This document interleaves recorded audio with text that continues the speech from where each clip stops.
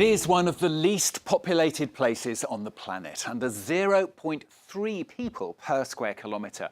Two main islands surrounded by 776 smaller ones, a total of around 12,000 square kilometres. That's around the size of Sydney. The population, though, under 4,000. The Falkland Islands, according to the UK, Islas Malvinas, according to Argentina, sit over 400 kilometres east of Argentina in the Atlantic Ocean.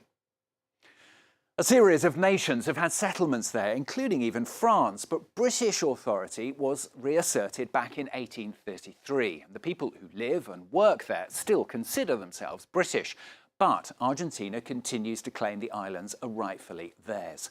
It was that led Argentina's military dictator Leopoldo Galtieri, amid his declining popularity at home, to invade the islands 40 years ago in 1982. Just 3 days later, though, a British task force ordered by Prime Minister Margaret Thatcher set sail from the UK to take them back. Well, let's hear from both of them, starting with Thatcher at a time before cameras were allowed in the British Parliament. It is the government's objective to see that the islands are freed from occupation and are returned to British administration at the earliest possible moment. If they want to come, let them come. We will give them war. The conflict lasted just 10 weeks, ending with an Argentine surrender returning the islands to British control. 649 Argentinian military personnel, 255 British and 3 Falkland Islanders died during the hostilities. Diplomatic ties between the UK and Argentina were only restored in 1990, but there's been no change in either side's position on the islands. Argentina has even declared them part of its lands. It is written in the 1994 Constitution, even though to the British they remain a self-governing British overseas territory. The passions from both sides remaining high. Well, for France 24, Éléonore Vanel, Nicolas Flon, Flavian Charuel and Nicolas have this report. Happy and glorious, long to reign over us, God save the Queen. I've never forgiven them and I never will. Told them I would never shake an Argentinian's hand until they renounced their claim to our sovereignty. The people here want to be British and always want to be British. They don't want to be Argentinian. Argentina still claims the Falklands. What the Argentine government seeks to do is to colonise the Falklands against the will of its inhabitants, of its people. In a far-flung corner of the South Atlantic lies a rocky archipelago that's at the heart of an age-old rift between two countries. It's known by two names: the Falkland Islands on one side of the ocean, Islas Malvinas on the other. Argentinians say there are only two topics the whole country agrees on: the greatness of Maradona and their claim to the islands. Some Argentinians even go so far as to etch them into their skin. Since I was little, I've always felt the importance of the Malvinas. I decided to get this tattoo because I wanted to feel them inside me. They're in me. They run through my veins.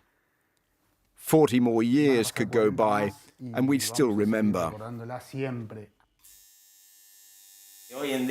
These days, this tattoo has become a classic in Argentina. It's iconic.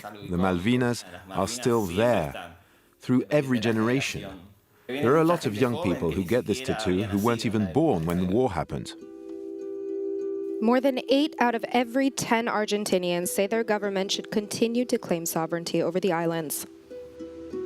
Their 1982 defeat against the British remains a gaping wound for the country.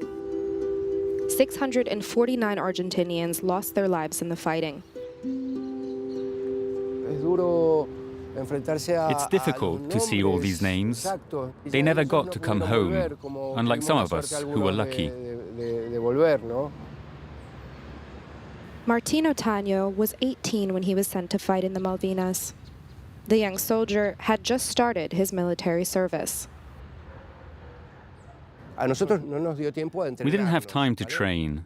We didn't learn how to shoot. We didn't know anything about comm systems. No one taught me to use a radio, none of that. I felt like cannon fodder. Like Martín, 7 out of every 10 soldiers were young conscripts under the age of 20. After 2.5 months of fighting, Argentina surrendered to Margaret Thatcher's army. 40 years later, the defeat still plagues Martín. Because we lost the war, we were an embarrassment, so they brought us home in secret at night. We were dropped off at the barracks. They wouldn't let anyone come see us. For me, it was almost more painful than everything I experienced during the 2.5 months in the Malvinas. I put everything that happened to me in a little box deep down in my soul. I locked it tight and threw away the key.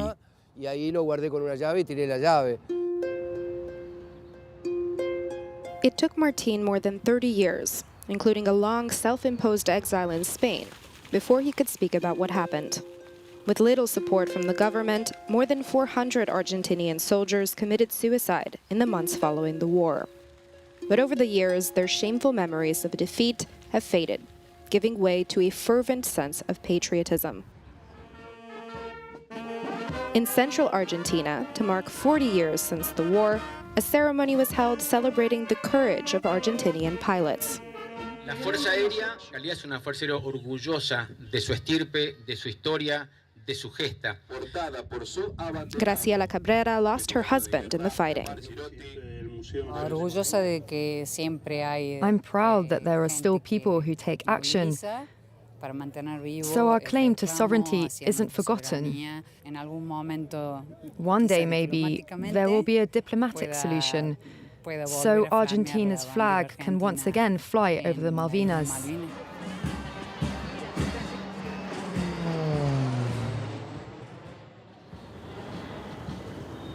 Graciela has kept all her photos from back then. She shows her daughter Andrea, who was only 1 year old when her father died. This was the day he packed his bag to leave, April 13th, 1982. We'd never see him again. It was a very difficult year. I don't want to talk about it. I saw him everywhere, in the face of every stranger, because I didn't know if he was dead or alive. I'm very proud. It doesn't matter if it's been 40, 10, 50, or even 100 years. I'll still be just as proud of him and all the others, those who came home and those who didn't. It took a while for the soldiers to be recognized. It makes me happy because before, a lot of people knew nothing.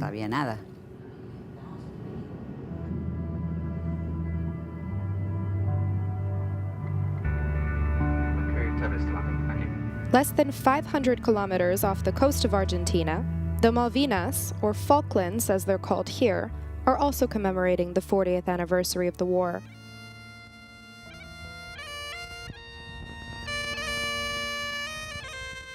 In the village of Goose Green, before the British Army intervened, over 100 residents were held hostage by Argentinian soldiers in this building. That's life in the hall when we were all locked up. That's a shot I took one evening. My wife and we slept there by the door, and we sawed bolt holes in the floor, so if the bullets started coming through the hole, we could go under the foundations. Eric Goss was in charge of the Goose Green settlement. His traumatic memories of the war still haunt him 40 years later. I've never forgiven them, and I never will. I've been to the United Nations on 2 occasions, and I've met Argentinians there, and I told them I would never shake an Argentinian's hand until they renounced their claim to our sovereignty. War has left lasting scars on the residents here, but also on the archipelago's landscape. More than anything, the fighting reinforced the sentiment among residents that they are a part of the UK. I think we're very, very proud to be part of the British family, and we're very patriotic. So you will see a lot of flags. We do drive on the left, which has always been the case, apart from, of course, when the islands were occupied, then You know, the Argentine forces made us drive on the other side. Leona Roberts was 10 years old when the war took place. Her family was among the first British settlers to come to the islands. Hey, how you doing? I'm good. On my mother's side, my family arrived here in 1841. So there are actually 9 generations of our family here now. I'm 6th, Nick is 7th. But so we're very well-established family. In 2013, a referendum was held on the islands to see if residents wanted to remain under British rule as an overseas territory. 99.8% of participants voted yes, including Leona and her son. But according to Argentina, the vote was illegitimate. The Argentine narrative is that we're an implanted population, which is nonsense. You know, if there was nothing here, essentially, when my family moved here. And so we've built this country. And so to be told that we don't exist, that my children have no right to their voice, I find that, I find it offensive. Tensions with Argentina have not subsided since the war, especially considering that over the past 30 years, the islands have become something of an economic powerhouse, with zero debt and more than 440 million euros in savings. Understanding where this wealth comes from starts with testing the local cuisine. Here lies the territory's true currency. And then we have a pre-cut local squid here. Everyone here, they really love squid here. The island's very own sunken treasure, renowned across the globe. Taste of the Falklands here. Charuel Roberts runs a fishery. Each case is marked, and that's the size. Then it's got the dates of when it was caught, when it was frozen. A few years after the war, the UK established an exclusive fishing zone around the Falklands. Since then, foreign ships have been made to pay taxes, which has radically changed the lives of the islanders. It's 64% of the GDP, which in turn pays for free education, free medical, and so those things are vitally important. Charuel brushed us off when we brought up Argentina's view on these vitally important resources. We're not taking advantage of the situation because they're our islands, our waters, our fish. There's no argument about that.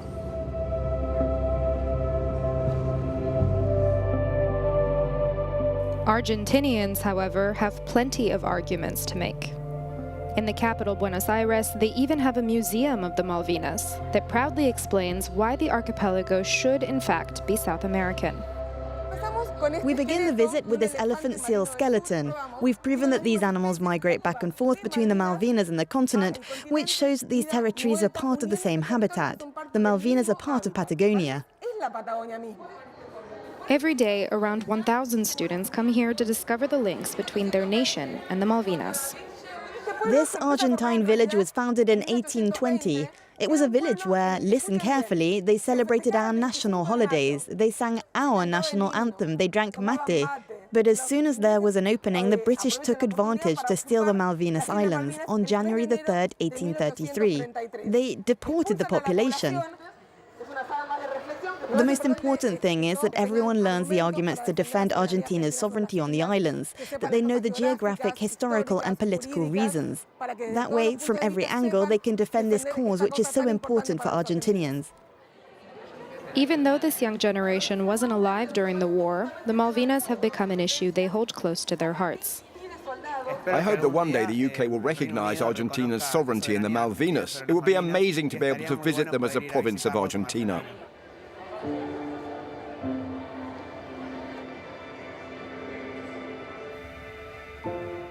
Painter Javier de Obezon has also never been to the Malvinas. In 1982, he was spared by the draft and did not have to serve in the military. Friends of mine went to war, and that's powerful, because one number can change whether you go to war or not. One number can change your entire life. One of Javier's friends who did go to war was Martin, who we met earlier. While on the battlefield, the young soldier sent Javier a letter. This correspondence was the inspiration for the painter's next exhibition, which would mark the 40th anniversary of the war. It was completely lost among a ton of photos. I thought, why not make a piece with this letter as a background, juxtaposing images like death, violence, explosions, distress. For me, it was very liberating. It was a cathartic moment to relive all of this, these emotions I had forgotten, hidden away for so long. I think that art, in this case, allows for healing. It brings people together, allows them to better understand themselves.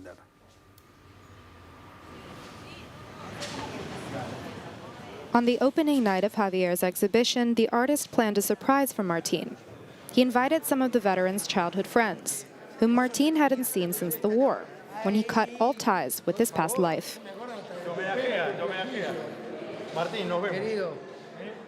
These are my former classmates. We were separated for more than 40 years. We were in school together. Yes, it's incredible. Javier's entire creation process, finding the letter, brought us all back together.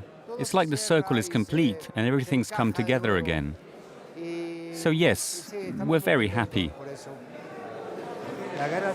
The war broke up our friendship. But art reunited us. And this is the moment where it all becomes tangible. 40 years later, the individual wounds are finally healing. But Argentina as a nation is not yet ready to move on, nor to renounce its claim on these islands in the South Atlantic. Éléonore Vanel, Nicolas, Flon, Flavian, Charuel and Encre Una reporting for this week's edition. Don't forget you can catch all the previous editions on our website at france24.com. More news coming up very shortly. Thanks for watching.